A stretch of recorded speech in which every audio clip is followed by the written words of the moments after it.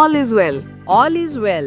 হ্যাঁ বন্ধুরা, সত্যিই এখন বলিউডে সবকিছু অল ইজ ওয়েল। প্রায় ১.৫ দশকের অপেক্ষার অবসান, অবশেষে অফিসিয়ালি কনফার্মড তৈরি হতে চলেছে বলিউডের ইতিহাসের অন্যতম সেরা সিনেমা 3 ইডিয়টস এর সিকুয়েল বা 3 ইডিয়টস 2।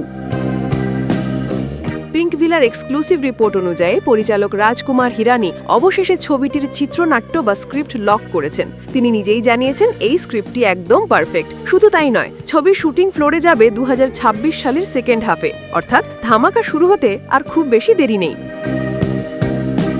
সবচেয়ে আনন্দের খবর হলো পুরনো সেই ড্রিম টিম আবার এক হচ্ছে, কোনো রদবদল নয়। আমির খান, করিনা কাপুর, আর মাধবন এবং শর্মন যোশী সবাই ফিরছেন। সেই র্যাঞ্চো, ফারহান, রাজু আর পিয়ার কেমিস্ট্রি আবারও আমরা পর্দায় দেখতে পাবো। প্রযোজক হিসেবে থাকছেন সেই বিধু বিনোদ চোপড়া, রাজকুমার হিরানি এবং খোদ আমির খান।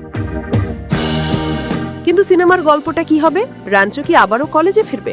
না, ইনসাইডারদের মতে গল্পটা ঠিক সেখান থেকে শুরু হবে যেখানে প্রথম পার্ট শেষ হয়েছিল। মাঝখানে কেটে গেছে 16টা বছর। চরিত্ররা এখন আর কলেজ স্টুডেন্ট নয়, তারা পৌঁছে গেছে জীবনের নতুন এক পর্যায়ে। তাদের প্রাপ্তবয়স্ক জীবনের অভিজ্ঞতা, চুলে পাক ধরা বয়সের সমস্যা, হাসি কান্না আর বন্ধুত্বের নতুন সমীকরণই হবে এই ছবির প্রাণ। অর্থাৎ সেই পুরনো নস্টালজিয়া থাকবে, কিন্তু মোড়কটা হবে একদম নতুন।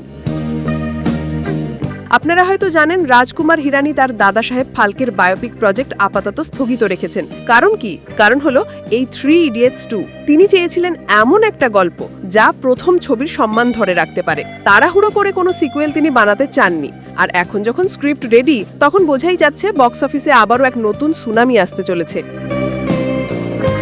2009 সালে 3 ইডিয়টস ভারতের প্রথম 200 কোটির ক্লাবের ছবি হয়ে ইতিহাস গড়েছিল। 16 বছর পর কি সেই ইতিহাস আবার নতুন করে লেখা হবে?